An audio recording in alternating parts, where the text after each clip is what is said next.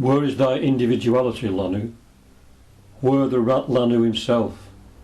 It is the spark lost in the fire, the drop within the ocean, the ever-present ray become the all, and the eternal radiance. And that's a quote from The Voice of the Silence by H.P. Blavatsky. Now, we all obtain great comfort from light, the light of the sun, daylight itself, even artificial light in our houses and places of work, without which we would not be able to function at night. Light of a physical nature then plays a big part in our day-to-day lives. We also feel comforted by light. We feel relieved when we turn on the light, and even coming into a lighted street after walking down a dark alley after dark lifts our spirits. But then there are different ways to look at it. We talk about throwing light onto a subject or bringing something to light, meaning that something that was obscure has now become clearer. When we read some spiritually uplifting book or film, or listen to some inspiring music, we feel filled with an inner light. In our meditations, we may also experience this light in a different way. The conclusion is that light is comforting and uplifting in whatever form to varying degrees. It can also be overpowering and excessive, blinding in a physical sense. Lessons in moderating our lifestyle can be learned from this. We can be blinded by our desires and our emotions, and overawed by spiritual matters that are beyond our current understanding. The Voice of the Silence uses light at many different levels to illustrate different points. But all these expressions of light are transitory and passing. Even the seemingly everlasting light of the stars will pass in time, though it may be billions and billions of years. What then is the eternal radiance? It is that light that never shone on land or sea, and is the essence of all lesser lights. It is the shining we feel behind all our daily actions and thoughts. It is like the sun that eternally shines despite clouds crossing in front of it. The sun exists on many levels, and there is a spiritual sun that illuminates every one of us equally, although most of us remain blind to it at different levels. As we progress onwards and are more and more enlightened, we sense an increase of this illumination within us, and light is thrown onto many of the darkest corners of our being, which may be disturbing for a while until these dark shadows are dissolved. It is actually a positive occurrence, as it makes us aware of those parts of our being that need attention and which otherwise would have remained unnoticed. The light brings into focus those things in our life that prevent its full manifestation.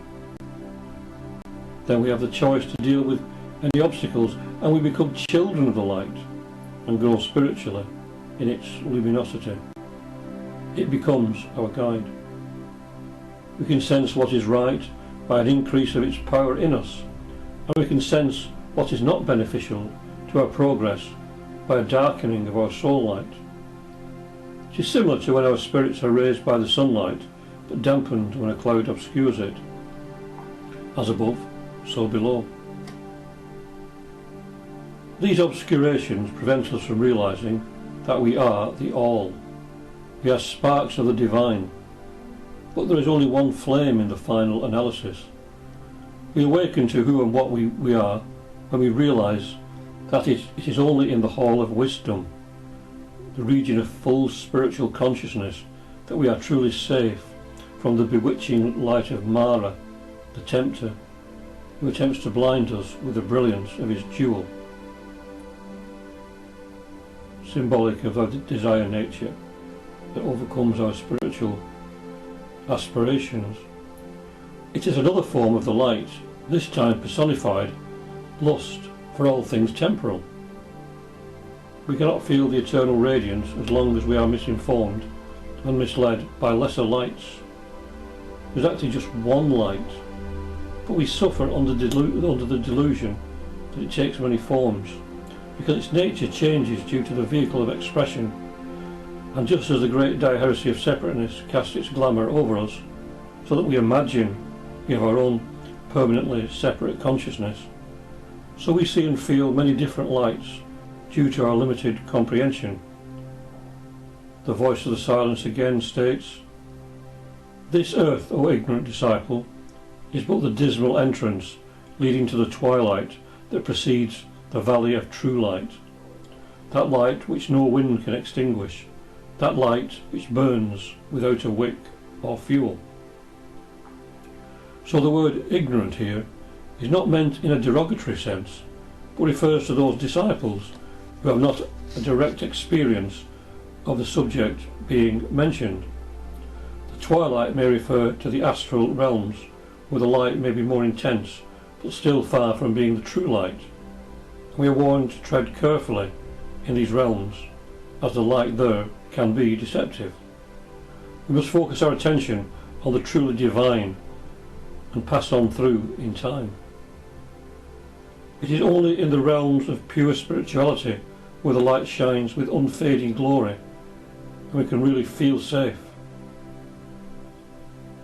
As we progress onwards in our understanding, we awaken to the fact that we are that light.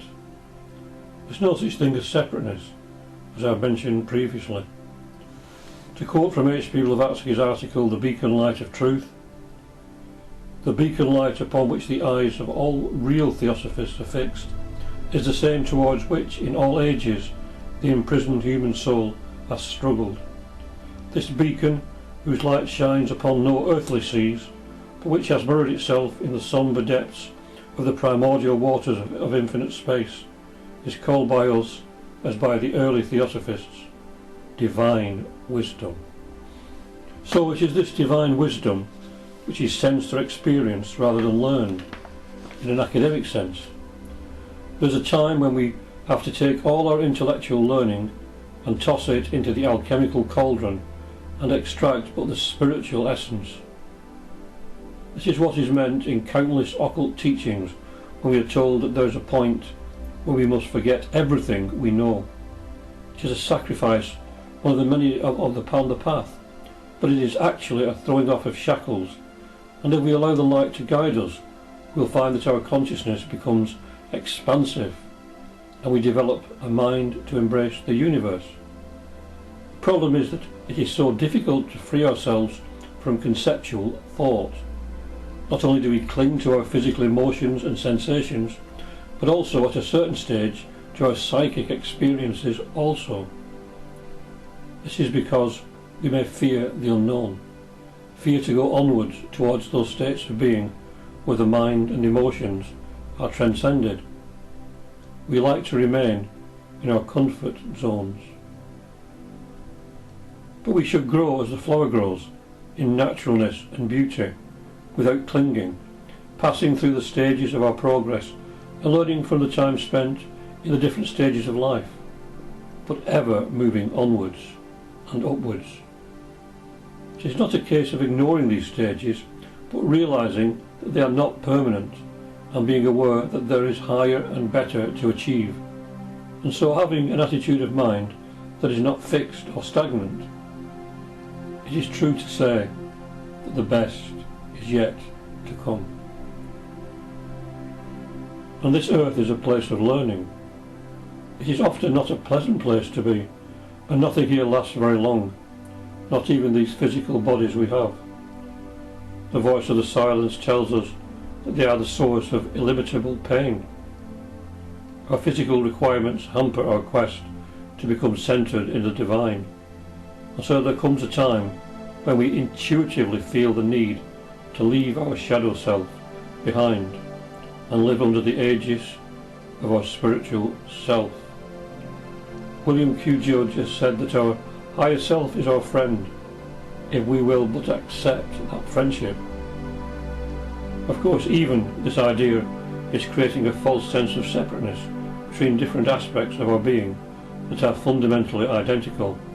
But in this world of illusion, we often need to build a concept before we can demolish it.